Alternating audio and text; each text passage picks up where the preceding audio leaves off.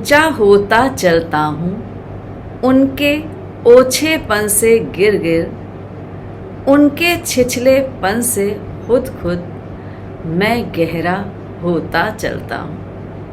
यह पंक्तियाँ हैं प्रसिद्ध साहित्यकार गजानन माधव मुक्तिबोध जी की, और ये पंक्तियाँ मैंने पढ़ी एक जाने माने साहित्यकार के स्टेटस पर, और इन पंक्तियों ने मुझे बरबस आकर्षित किया अपने आज के अतिथि से मिलने के लिए। तो दर्शकों, हमारे आज के अतिथि कई काव्य संग्रहों में अपनी उपस्थिति दर्ज करा चुके हैं और बड़ी ही बेहतरीन कविताएं रचते हैं। आपको कई महत्वपूर्ण सम्मानों से नवाजा जा चुका है, और भी बहुत कुछ है हमारे अतिथि के बारे में जानने के लिए। तो चलिए शीघ्र ही आमंत्रित करते हैं अपने आज के अतिथि अरुण शीतांश जी को। अरुण जी, आपका अभिनंदन है हमारे चैनल कोना मन का। आपका स्वागत है हमारे चैनल पर, और हमारा पहला सवाल आपसे है कि कौन है अरुण शीतांश जी? ये नाम ही अद्भुत है, हमारे दर्शकों को बताइए।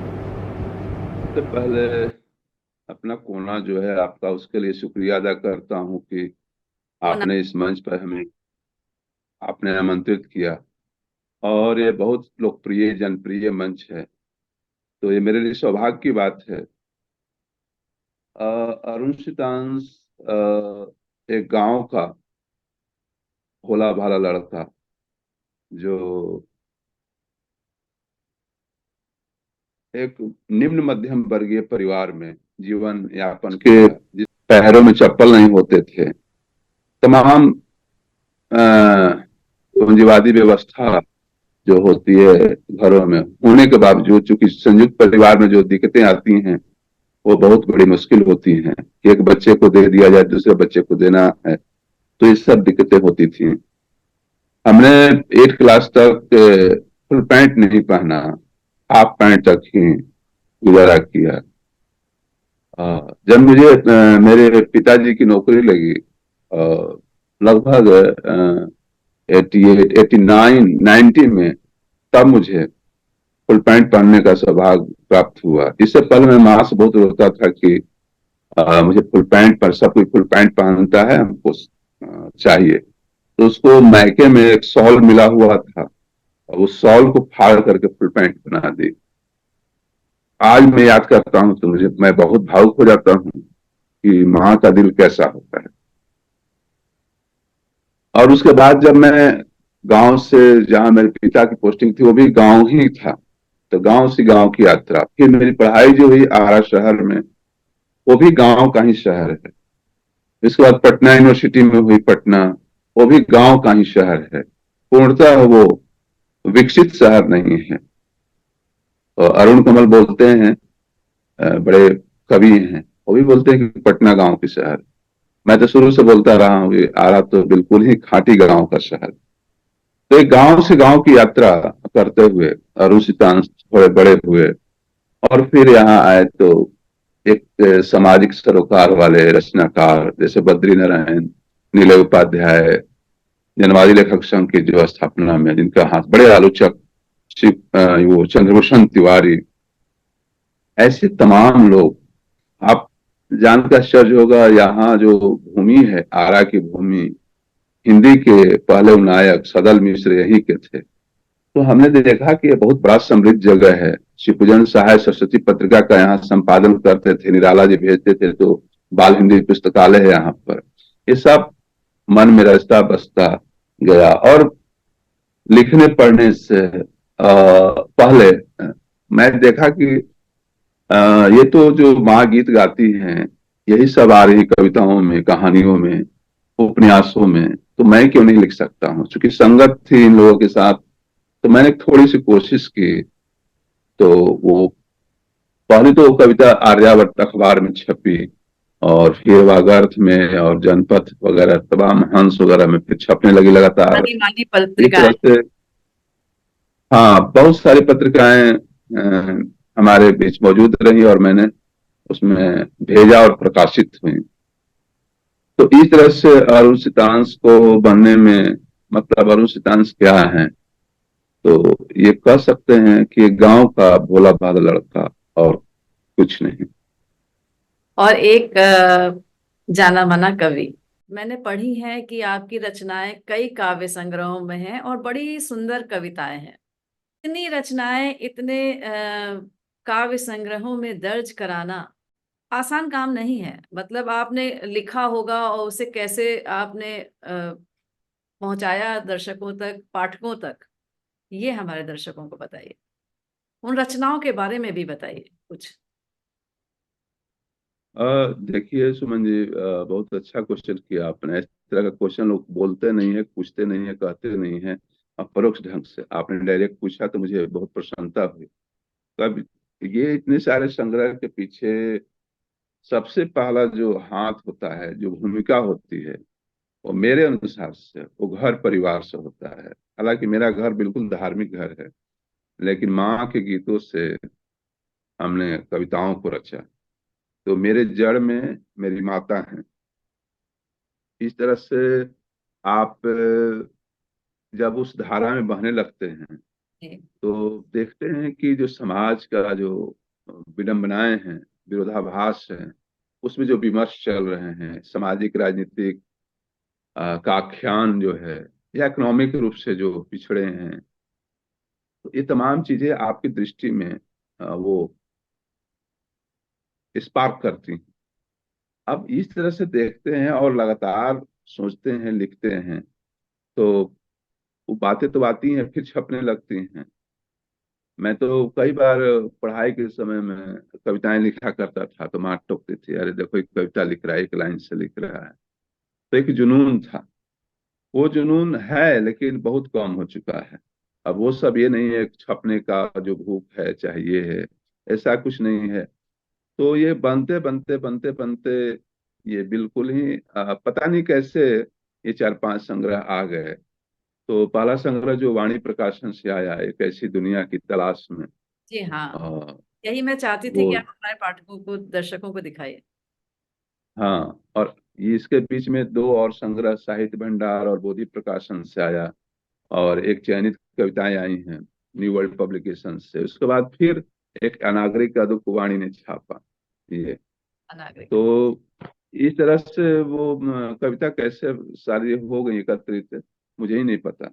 अब मेरे पास स्थिति ऐसी है कि दो चार कविताएं उपस्थित हैं मेरे ये में फोन में, अब है ही नहीं। तो बहुत कम लिखता हूँ, एक दो महीने पर, या 6 महीने हो जाते हैं कभी कभी। साल तो नहीं होता है, लेकिन चूंकि दिमाग में इतनी हलचलें होती हैं, कुछ ना कुछ लिखाता है, लेकिन जो लिख कर रख देते हैं फिर बाद में उस पर काम करने की कोशिश करता हूँ और कर देता हूँ। और फिर वो कहीं प्रकाशित होती है, नहीं हुई तो फिर संग्रह में मैंने उसको ला दिया। तो कविताएं तो आज भी रिटर्न होती हैं। इतना हो गया, लेकिन इस बीच में आलोचना में भी मैंने काम करने लगा, देखा कि बहुत सारी ऐसी रचनाएं हैं जो बहुत गड़बड़ हैं। तो मैंने आलोचना में लिखना शुरू किया और कई कविताओं पर मैंने लिखा।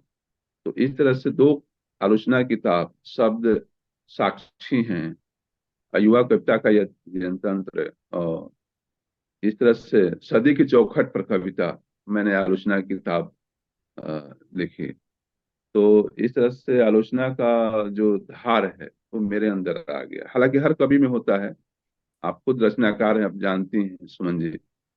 तो एक कवि बिना आलोचक हुए लिख नहीं सकता, उसके अंदर एक आलोचक भी बैठा होता है, पाठक भी बैठा होता है, लेखक भी बैठा होता है। ये सब प्रोसेस है, प्रक्रिया है, इस तरह से। हर कवि को अपनी रचनाएं पसंद होती हैं, उसके दिल के करीब होती हैं, तभी वो उन्हें कागज पर उकेरता है।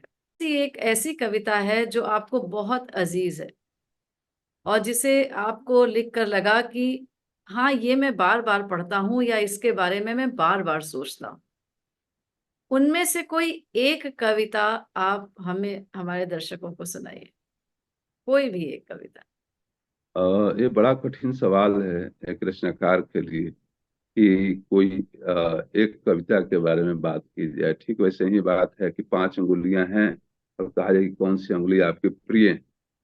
तो ये बड़ा कविता के साथ अन्याय हो जाएगा। और कवि के साथ तो कविता का होगा तो हो ही जाएगा।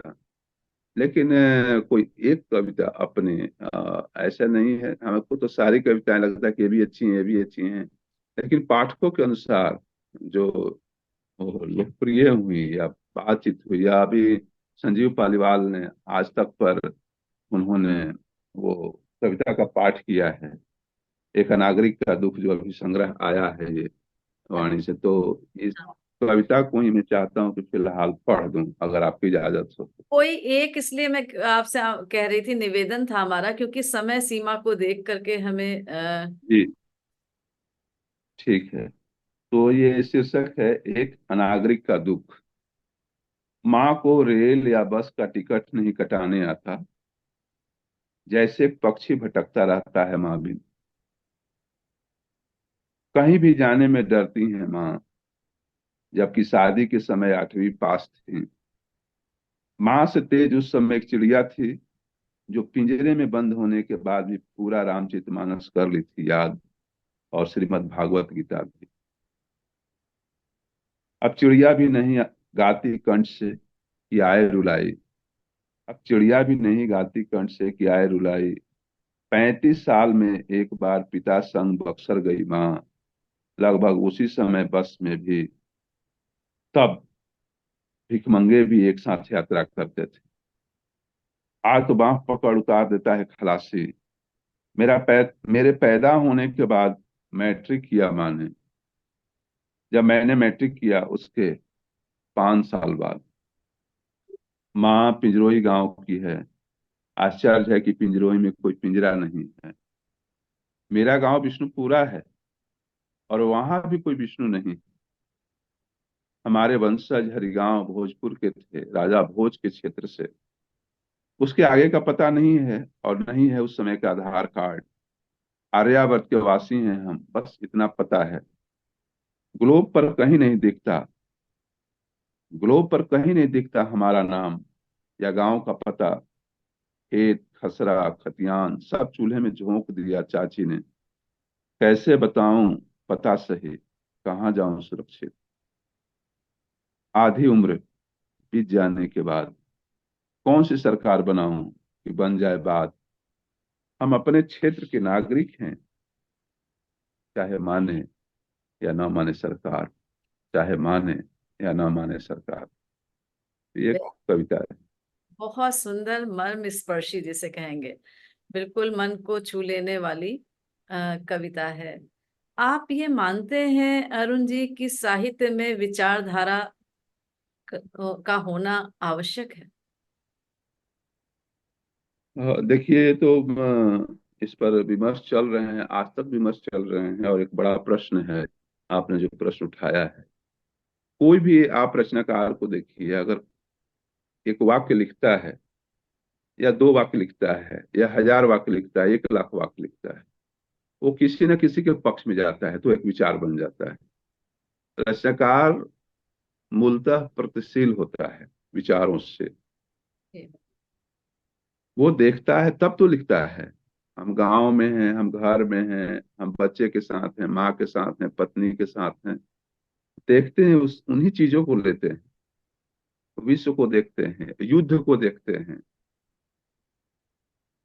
आपसी रिश्ते को देखते हैं, इंटरनेशनल रिलेशनशिप को देखते हैं, उसको लिखते हैं।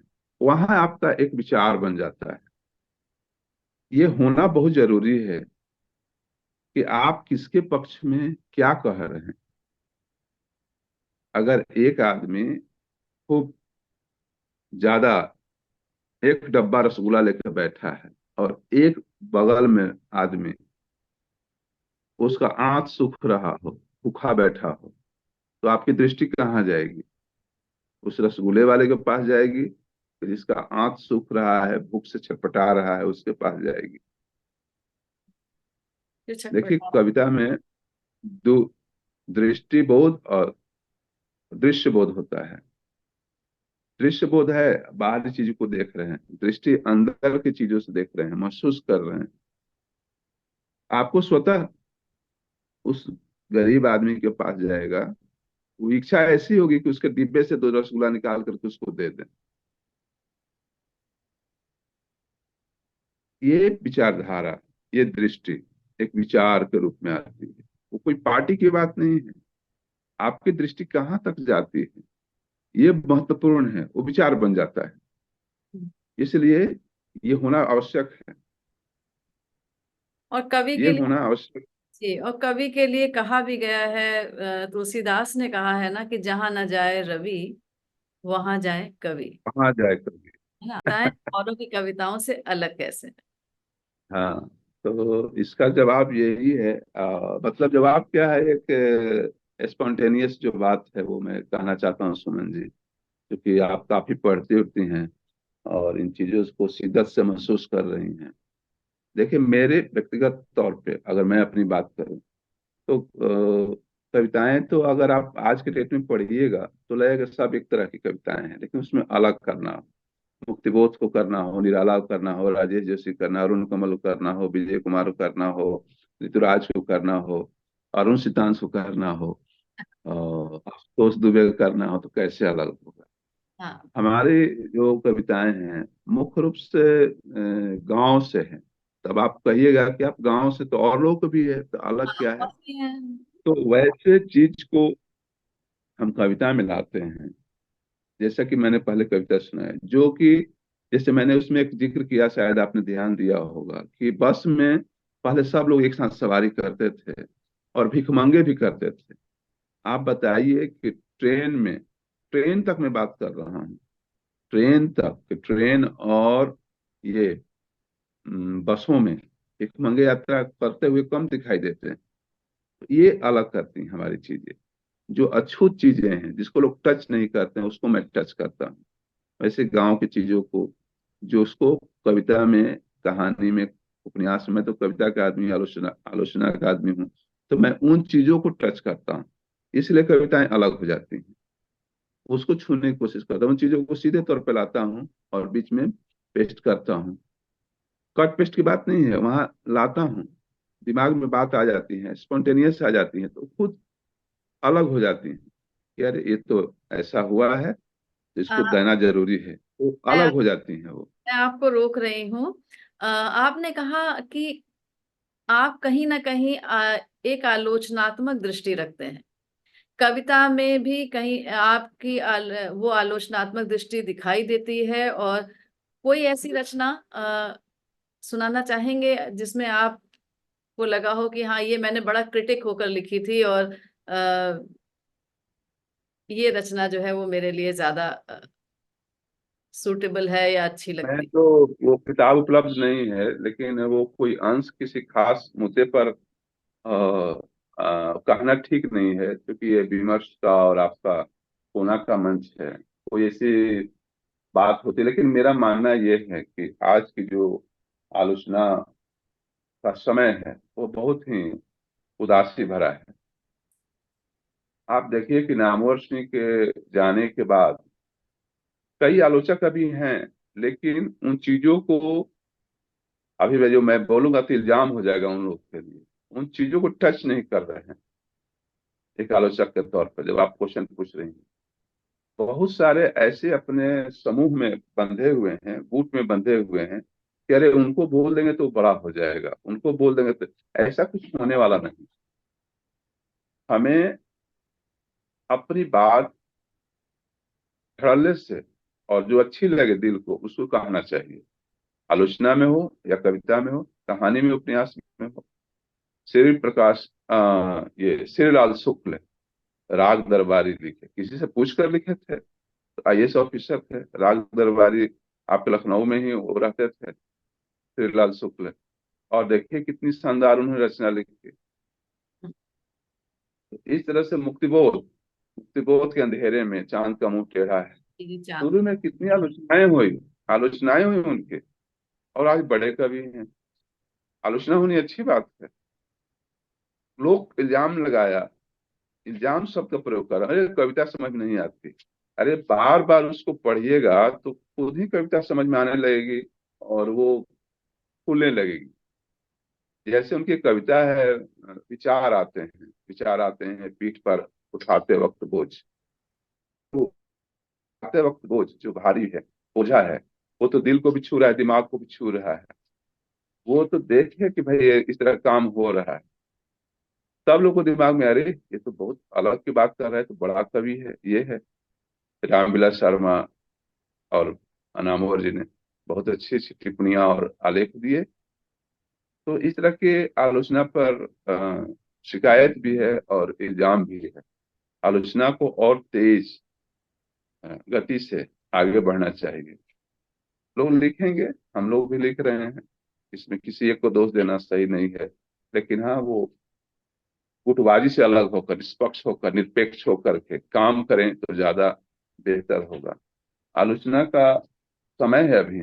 आलोचक चुप है, आलोचक चुप है। आलोचक को चुप होना जनतंत्र के लिए, लोकतंत्र के लिए, साहित्य के लोकतंत्र के लिए अच्छा नहीं है।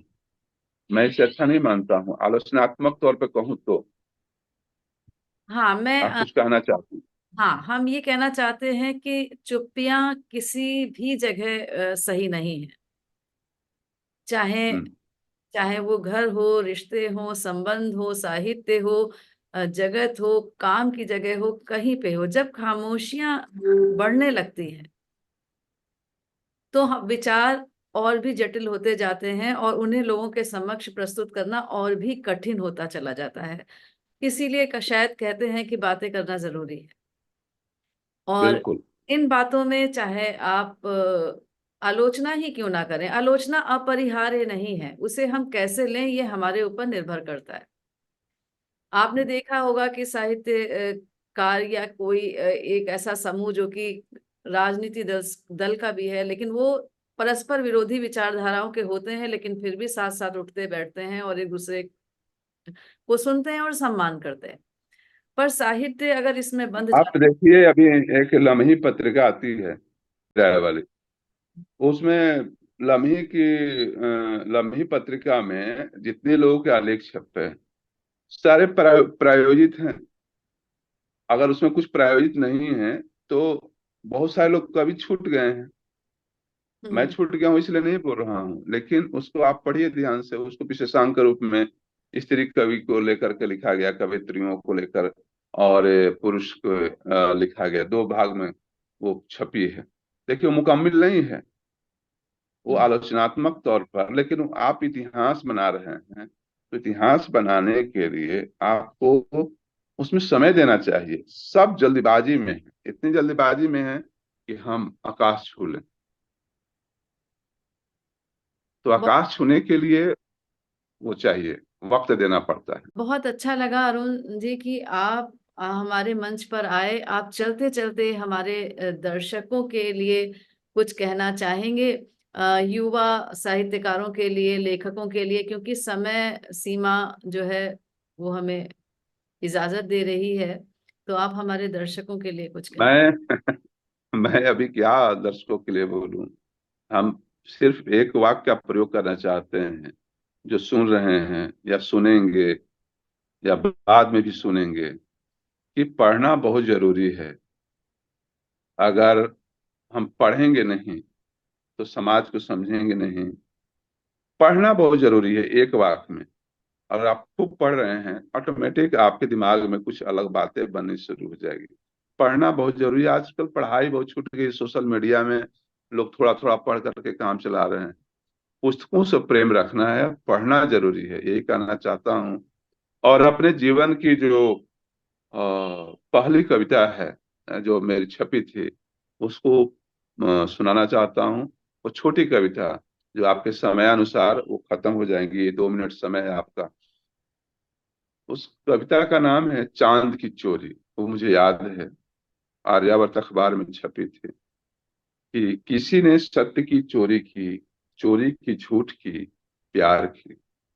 किसी ने सत्य की चोरी की, चोरी की झूठ की, प्यार की। शायद सब ने मिलकर चोरी की देश की, शहर ने देहात की, माली ने फूल की, यार ने यारी की, प्रेमिका ने प्रेम की। मैंने तो चोरी की चांद की, मैंने तो चोरी की चांद की। बहुत सुंदर। इस कविता को मैंने कई जगह दिखाया, जब छपा तो अखबार के पन्ने के छोटे से टुकड़े में। तो मैंने हजारों लोगों को तो दिखा चुका होता, मैं इतनी खुशी हुई, लगा कि मैं क्या कर दिया हूँ, जिसे नोबेल अवार्ड मिल गया हो कुछ। मैंने जितना बड़ा सोच सके, नोबेल अवार्ड भी तो विवादित हो गया है। मतलब जो आप बड़ा सोच सकती हैं, जो लोग सोचते हैं कि हाँ ये होता तो क्या होता, अच्छा होता, वो मेरे लिए उस समय बहुत खुशी की। मतलब 1 साल तक तो मैं पागल जैसे लेके घूमते रहा उस कविता को। फिर बाद में संग्रह में भी आया, वो एक ऐसी दुनिया की तलाश में।